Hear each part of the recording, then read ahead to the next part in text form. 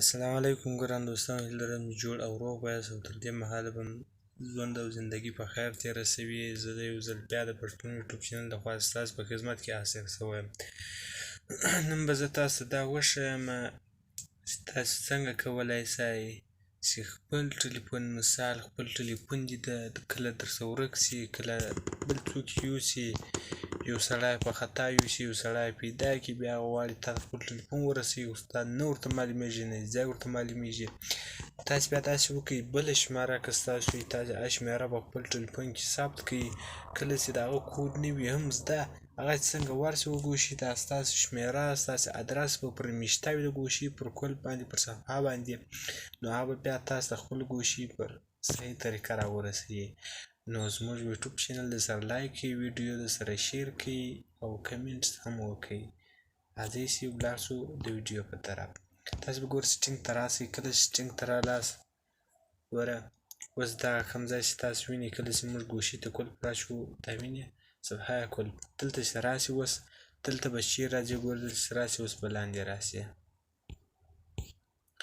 دا وینئ دغه اطلاعاتي تماس، ما ګوره خپله شمېره ورکړې ده، داسې ګورئ دا اطلاعاتي تماس.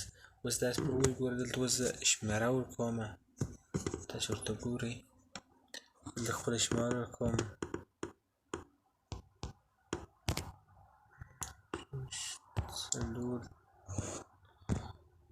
څلور دېرش دوه اتیا پنځه اویا.